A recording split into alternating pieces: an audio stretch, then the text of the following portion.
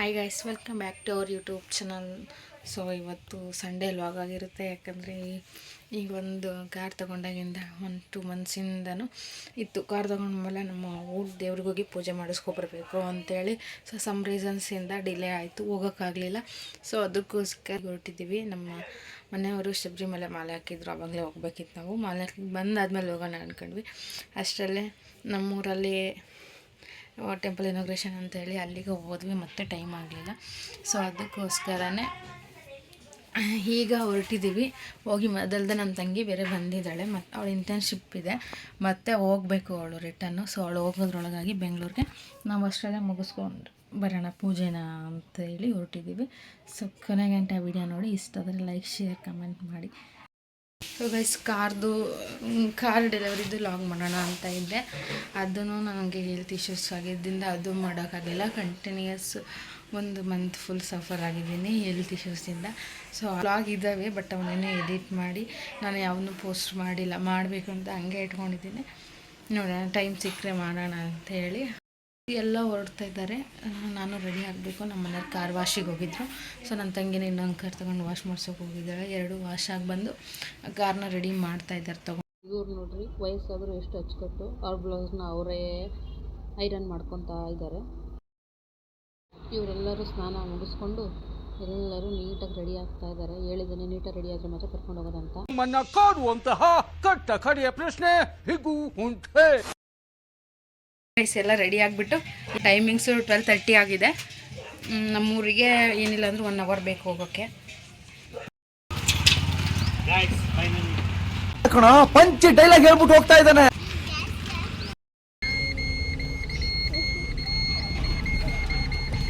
ಇವ್ರು ಬರಲಿ ಅಂತಲೇ ವೆಯ್ಟ್ ಮಾಡ್ತಾ ಇದ್ವಿ. ಇವ್ರಿಗೋಸ್ಕರನೇ ಇಷ್ಟೊತ್ತಂತ ವೆಯ್ಟ್ ಮಾಡಿದ್ದು.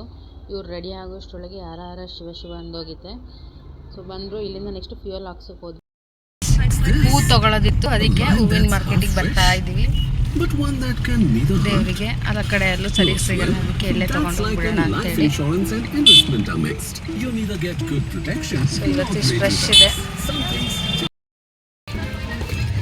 ಗೊತ್ತಿಲ್ಲ. ಅವ್ರ ಜೊತೆಗೆ ಹೋಗಿದ್ದಾನೆ. ನನಗೆ ಇರಲೇಬೇಕು, ಇಲ್ಲ ಅಂತಂದರೆ ಜರ್ನಿ ಕಂಪ್ಲೀಟ್ ಆಗಲ್ಲ. ತಗೊಂಬಂದರು.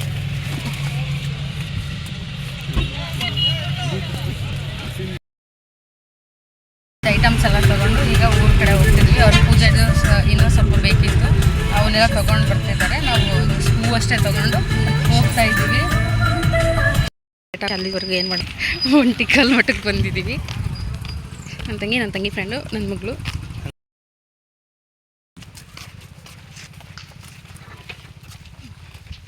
So peaceful place. ಗೈಸ್, ಕಲ್ಯಾಣಿ ಎಲ್ಲ ನೋಡಿಕೊಂಡು ಒಂಟಿಕಾಲ್ ಮಠ ನೋಡಿಕೊಂಡು ಈಗ ನೆಕ್ಸ್ಟು ಹೊಳಲ್ಕೆರೆ ಗಣಪತಿಗೆ ಪೂಜೆ ಮಾಡ್ಸೋಕೆ ಹೋಗ್ತಾ ಇದ್ವಿ.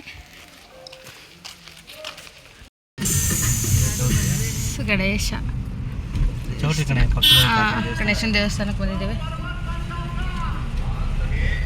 ಮದುವೆ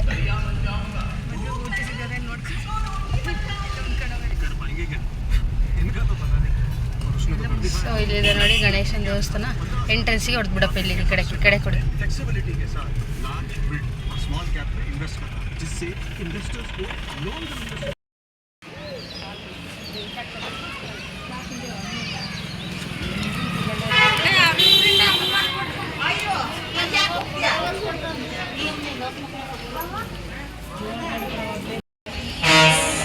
ಫಸ್ಟ್ ಟೈಮ್ ಬರ್ತಾ ಇರೋದು ಗಣಪತಿ ದೇವಸ್ಥಾನಕ್ಕೆ. ಸೊ ಹೊಳಲ್ಕೆರೆಯಲ್ಲಿ ಪೂಜೆ ಮಾಡಿಸೋಣ ಅಂತೇಳಿ ಗಣೇಶನ ದೇವಸ್ಥಾನದಲ್ಲಿ ಪೂಜೆ ಮಾಡಿಸ್ತಾ ಇದ್ದೀವಿ.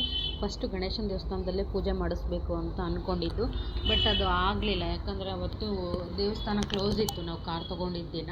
ಸೊ ಸಂಕ್ರಾಂತಿಯಲ್ಲಿ ನಾವು ಬಿಡಿಸಿದ್ದು ಕಾರ್ನ. ಅಲ್ಲಿಂದ ಮತ್ತೆ ಆಂಜನೇಯನ ದೇವಸ್ಥಾನಕ್ಕೆ ಹೋಗ್ಬಿಟ್ಟು ಅಲ್ಲಿ ಗಾಡಿನ ಪೂಜೆ ಮಾಡಿಸ್ಕೊಂಬಂದ್ವಿ. ಅದಾದಮೇಲೆ ನಾವು ಊರಿಗೆ ಬಂದು ದೇವ್ರಿಗೆ ಮಾಡಿಸ್ಬೇಕು ಅಂತ ಇದ್ವಿ ಪೂಜೆನ. ಅಲ್ಲಿ ಗಣೇಶನಿಗೆ ಫಸ್ಟ್ ಮಾಡಿಸ್ಕೊಂಡು ಹೋಗ್ಬಿಡೋಣ ಅಂತೇಳಿ ಗಣೇಶನಿಗೆ ಮಾಡಿಸ್ಕೊಂಡ್ಬಿಟ್ಟು ನೆಕ್ಸ್ಟು ಊರಿಗೆ ಹೋದ್ವಿ. ಸೊ ಪೂಜೆನ ಚೆನ್ನಾಗೇ ಮಾಡಿಕೊಟ್ರು. ಪೂಜೆ ಎಲ್ಲ ಮುಗೀತು. ಈಗ ನಮ್ಮ ಊರಿಗೆ ಹೋಗ್ತಾ ಇದ್ದೀವಿ. ಇನ್ನೊಂದು 15 ಕಿಲೋಮೀಟರ್ಸ್ ಇರ್ಬೋದಷ್ಟೇ. ಸೊ ಇನ್ನೊಂದು 20 ಮಿನಿಟ್ಸಲ್ಲಿ ನಮ್ಮೂರಿಗೆ ರೀಚ್ ಆಗ್ತೀವಿ. ಪೂಜೆ ಎಲ್ಲ ಚೆನ್ನಾಗಿ ನಮ್ಮೂರಿಗೆ ಬಂದ್ವಿ. ನೋಡಿಲ್ಲ.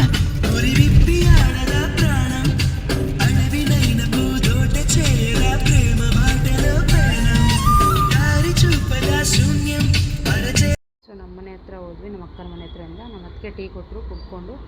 ಇದು ನಮ್ಮ ಮನೆ ಪಕ್ಕದಲ್ಲಿರೋದು ನಮ್ಮ ಅತ್ತಿಗೆಯರ ಮನೆ. ನಮ್ಮ ಅಕ್ಕನ ಮನೆಯಲ್ಲಿ ಊಟ ಮುಗಿಸ್ಕೊಂಡು ದೇವಸ್ಥಾನಕ್ಕೆ ಬಂದ್ವಿ. ದೇವಸ್ಥಾನಕ್ಕೆ ಪೂಜಾರಿ ಅವ್ರ ಮನೆ ಇಲ್ಲೇ ಇರೋದು. ನಮ್ಮ ಅಕ್ಕ ಮುಂಚೆನೇ ಫೋನ್ ಮಾಡಿ ಹೇಳಿದರು ಅವ್ರಿಗೆ. ಸೊ ಎರಡೂ ಕಾರ್ಗೂ ಇಲ್ಲೇ ಪೂಜೆ ಮಾಡಿಸ್ಬಿಡೋಣ ಅಂತೇಳಿ ಒಟ್ಟಿಗೆ ಕಾರ್ನ ನಿಲ್ಲಿಸ್ಬಿಟ್ಟು ಜೊತೆಗೇ ಪೂಜೆ ಮಾಡೋಣ ಅಂತ ಅಂದ್ವಿ. ಅಷ್ಟರಲ್ಲಿ ಅವರು ಪೂಜಾರಿಯವರು ಬಂದು ಓಪನ್ ಮಾಡಿದ್ರು ಬಾಗಿಲನ್ನು. ಇದೇ ನೋಡಿ ದೇವಸ್ಥಾನ, ನಮ್ಮೂರು. ಇದೇ ನೋಡಿ ನಮ್ಮೂರಿನ ಗ್ರಾಮ ದೇವತೆ ಕರಿಯಮ್ಮ ಅಂತ ಹೇಳಿ.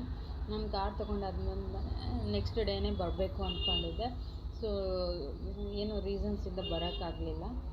ಅದಕ್ಕೆ ಒಂದು 2 ಸತಿ ಕನಸಲ್ಲಿ ದೇವ್ರು ಬಂದಿತ್ತು. ಸೊ ಬೇಗನೆ ಹೋಗಿ ಪೂಜೆ ಮಾಡಿಸ್ಕೊಂಬರೋಣ ಅಂತೇಳಿ ಟೈಮ್ ಮಾಡಿಕೊಂಡು, ಹಿಂಗೆ ನನ್ನ ತಂಗಿನೂ ಬಂದಿದ್ಲಲ್ವ, ಹಿಂಗೆ ಒಟ್ಟಿಗೆ ಹೋಗಿ ಬಂದಂಗೆ ಆಗುತ್ತೆ ಅಂತೇಳಿ ಬಂದ್ವಿ. ಸೊ ಗಾಡಿಗೆ ಪೂಜೆ ಮಾಡ್ತಾಯಿದ್ದಾರೆ. 2 ಗಾಡಿಗೂ ಚೆನ್ನಾಗಿ ಪೂಜೆ ಮಾಡಿದ್ರು. ಸೊ ಪೂಜೆ ಅಲ್ಲಿಂದ ಮುಗಿಸ್ಕೊಬಿಟ್ಟು ತೋಟಕ್ಕೆ ಹೊರಟಿದ್ವಿ, ನಮ್ಮ ಅಕ್ಕಾರ ತೋಟಕ್ಕೆ. ಅಲ್ಲಿ ಎಳ್ನೀರು ಆಗಿದ್ದಾವೆ, ಕುಡಿದ್ಬಿಟ್ಟು ಹೋಗಿ ಅಂತಂದರು ನಮ್ಮ ಅಕ್ಕರು. ಸೊ ಅಲ್ಲಿಂದ ತೋಟಕ್ಕೆ ಹೊರಟ್ವಿ. ಮುಗಿಸ್ಕೊಂಡು ಈಗ ನಮ್ಮ ಅಕ್ಕರ ತೋಟಕ್ಕೆ ಹೋಗ್ತಾ ಇದ್ದೇವೆ ಎಳ್ನೀರು ಕುಡಿಯೋಕ್ಕೆ.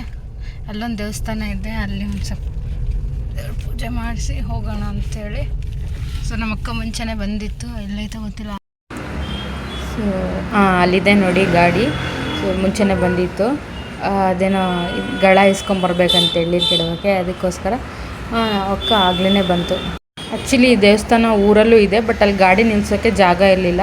ಇಲ್ಲಾದರೆ ಗಾಡಿ ಸಲೀಸಾಗಿ ಮುಂದೆ ತರ್ಬೋದು ದೇವಸ್ಥಾನದ ಮುಂದೆ. ಹಾಗಾಗಿ ದೇವಸ್ಥಾನದ ಮುಂದೆನೇ ನಿಲ್ಲಿಸಿ ಪೂಜೆ ಮಾಡೋಣ ಅಂತೇಳಿ ಇಲ್ಲಿಗೆ ಬಂದ್ವಿ. ಇಲ್ಲಿ ಪೂಜಾರಿ ಇರಲಿಲ್ಲ, ಅವ್ರಂಗೆ ಮತ್ತೆ ಕರೆಸಿದ್ರೆ ಲೇಟ್ ಆಗಿಬಿಡುತ್ತೆ ನಮಗೆ ಹೋಗೋಕ್ಕೆ ಅಂತೇಳಿ ನಾವೇನೇ ಮಾಡ್ಕೊಂಡ್ವಿ ಪೂಜೆನ. ಸೊ ಗಾಡಿ ತೊಗೊಂಬಂದರು ನೋಡಿ ಇವರು.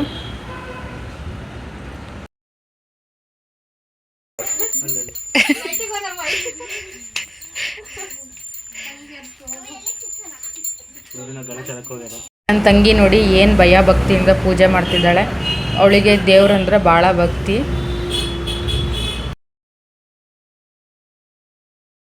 ಈ ನನ್ನ ಮಕ್ಕಳಿಗೆ ತಿಂದ್ಬಿಟ್ಟು ಮನೇಲಿ ಬೇರೆ ಏನ್ ಕೆಲಸ ಇರಲ್ಲ, ಇಲ್ಲಿ ಬಂದು ನಿಂತ್ಕೊಂಡು ಹೋಗೋ ಬರೋರ್ನೆಲ್ಲ ತರಲೆ ಮಾಡ್ಕೊಂಡು ಪೋಸ್ ಕೊಡ್ತಿರ್ತಾರೆ ಬಡ್ಡಿ ಮಕ್ಕಳು.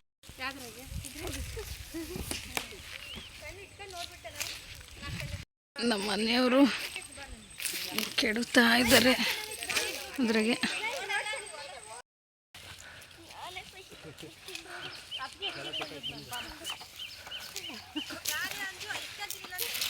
ಅಣ್ಣ ಮದ್ಯಕ ಕೇಳಿ ಅಷ್ಟು ಬರ್ತವೆ, ಒಂದೊಂದೆಲ್ಲ ಎಲ್ಲರೂ ಕುಡಿತಾರೆ.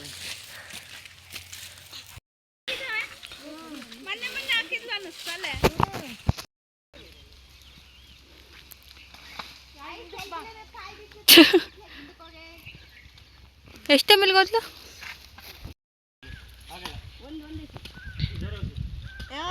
ರಾಜಿ ಸೊಂಟದ ಮೇಲೆ ಕಾಕಿ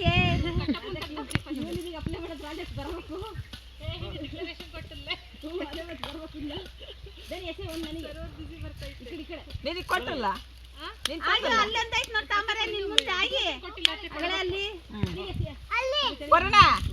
ಜೆಸಿಪಿಗೆ ಮರ ಸ್ಟಾರ್ಕ್ ಹಿಂಗ್ ಕಟ್ಸೋದು ಅವನ್ನೆಲ್ಲ ಹಿಂಗ್ ಬಗ್ಗಿದಾವಲ್ಲ.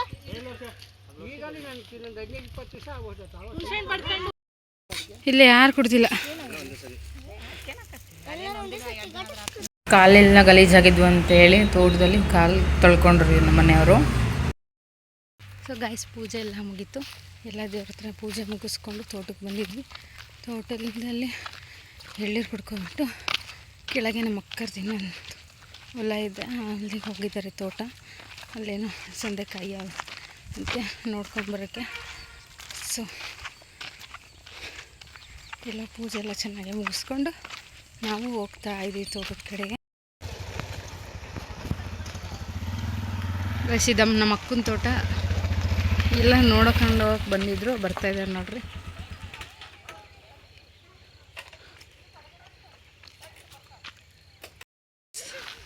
ಅವರು ಅಲ್ಲಿ ನಡ್ಕೊಂಡ್ಬರ್ತಿದ್ದಾರೆ ನೋಡಿ, ನಾವಿಲ್ಲಿ ಬರ್ತಾಯಿದ್ದೀವಿ. ಇದ್ದಾಗ ಗುಲ್ಗಂಜಿ ಅಂತಿದ್ವಿ, ಹೆಂಗೆ ಬಿಟ್ಟಿದ್ದಾವೆ ನೋಡಿದ್ಯಾ ಗುಲ್ಗಂಜಿ ಎಷ್ಟು? ನಾವು ವರ್ಷದಿಂದ ವರ್ಷಕ್ಕೆ ಯಾವಾಗಲೂ ಆಫೀಸಲ್ಲೇ ಇದ್ದು ಬೋರ್ ಆಗಿರುತ್ತೆ. ಈ ಥರ ಒಂದು ಸತಿ ಬಂದು ಹೋದರೆ ಸ್ವಲ್ಪ ಮೈಂಡ್ ರಿಲೀಫ್ ಆಗುತ್ತೆ, ಸ್ವಲ್ಪ ವೈಬು ಚೇಂಜ್ ಆದರೆ ಸೊ ಈಗ ದುರ್ಗಕ್ಕೆ ಹೊರಡಬೇಕು. ಗಂಜಿ ಕಿತ್ಕೊಂಡ್ಬಂದಿದ್ದೀನಿ. ಚಿಕ್ಕವರಿದ್ದಾಗ ಆಟ ಆಡೋಕ್ಕೆ ಒಂದು ಭಾಳ ಹೊಡೋಗ್ತಿದ್ವಿ, ಸಿಕ್ಕೇ ಇರಲಿಲ್ಲ. ಈಗ ಸತತವಾಗಿ 17-18 ವರ್ಷದ ಮೇಲೆ ಸಿಕ್ಕಿದ್ದಾವೆ ಗೈಸ್ ಇವು. ಊರ ಕಡೆ ಹೊರಡ್ತಾ ಇರ್ತೀವಿ. ನಮ್ಮ ಅಕ್ಕನ ಗಾಡಿ ತಗೊಂಡು ಬರ್ತಾ ಇದೆ. ಹುಡುಗರು ಪಿಳ್ಳೆ ಪಿಸಿಗೆಗಳನ್ನೆಲ್ಲ ಹಾಕ್ಕೊಂಡು ಹೋಗ್ತಾ ಇದ್ದೀವಿ.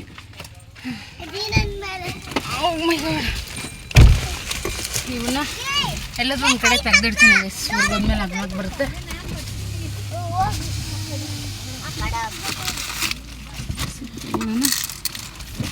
ಬಿಟ್ಟಿದ್ದೀನಿ ಇವನ್ನ.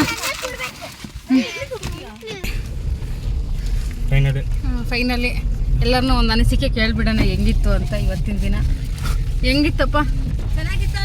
ಚೆನ್ನಾಗಿರಲಿಲ್ಲ. ಹೊಳಲ್ಕೆರೆ ಹತ್ರ ಟೀ ಕುಡಿಯೋಣ ಅಂತೇಳಿ ಗಾಡಿ ನಿಲ್ಲಿಸಿ ಟೀ ಕುಡಿದ್ಬಿಟ್ಟು ಇವ್ರನ್ನ ಕಳಿಸಿದ್ವಿ, ನೀವು ಮುಂದೆ ಹೋಗಿ ಅಂತೇಳಿ, ನಾವು ಹಿಂದೆ ನಿಧಾನಕ್ಕೆ ಬರ್ತೀವಿ ಅಂತ.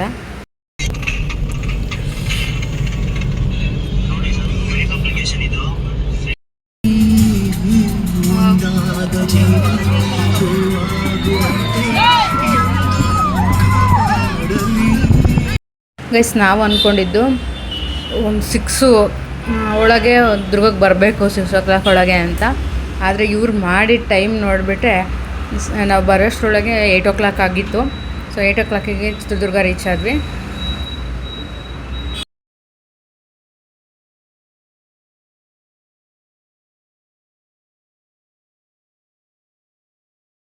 ಪಾರ್ಕಿಂಗ್ ಮಾಡೋದೇ ಒಂದು ದೊಡ್ಡ ಸಮಸ್ಯೆ. ಎಲ್ಲ ಲೈನಿಗೂ ನಿಂತುಬಿಟ್ಟಿದ್ದಾವೆ, ನಿಲ್ಸೋಕ್ಕೆ ಜಾಗ ಇಲ್ಲ. ಇನ್ನು ಇಲ್ಲಿ ಪಾರ್ಕ್ ಮಾಡೋಗಿದ್ದಾಳೆ. ಇಲ್ಲಿ ಸ್ವಲ್ಪ ಜಾಗ ಐತೆ, ಸಾಹಸ ಮಾಡ್ತೀನಿ ಅಂತ ಹೇಳಿದ್ದಾರೆ ನಮ್ಮ ಮನೆಯವರು. ಸೊ ಸಾಹಸ ಮಾಡಲಿ. ಈಗ ಬಂದ್ವಿ, ನಮ್ಮಮ್ಮ ಟೀ ತಂದ್ರು ನೋಡಿ. ಅದಕ್ಕೆ ಹೇಳೋದು, ಮುತ್ತಿನಂತೂ ಅಮ್ಮ ಒಂದು ಮನೆಯ ಆರತಿ ಅಂತ. 8 o'clock ಆಗಿರಬೇಕು. ಸರಿ 8 o'clock ಹಂಗೆ ಮನೆಗೆ ರೀಚ್ ಆಗಿದ್ದೀವಿ. ಸೊ ಹಿಂಗೆಲ್ಲ ಈ ವಿಡಿಯೋ ಇಷ್ಟ ಆಗಿರುತ್ತೆ ಅಂತ ಅಂದ್ಕೊತೀನಿ. ಹೀಗೆ ವಿಡಿಯೋ ನೋಡ್ತಾಯಿರಿ, ಸಪೋರ್ಟ್ ಮಾಡ್ತಾಯಿರಿ ಅಂತ ಹೇಳ್ತಾ ನಾನು ಅಲಾಗಿ ಇವತ್ತು ಇಲ್ಲಿಗೆ ಎಂಡ್ ಆಗ್ತಾಯಿದೆ. ಇಷ್ಟ ಆದರೆ ಶೇರ್ ಮಾಡಿ, ಕಮೆಂಟ್ ಮಾಡಿ, ಲೈಕ್ ಮಾಡಿ. ನೆಕ್ಸ್ಟ್ ವಿಡಿಯೋ ಬರುತ್ತೆ, ಅಲ್ಲಿವರೆಗೂ ವೆಯ್ಟ್ ಮಾಡ್ತಾ ಇರಿ. Love you, bye.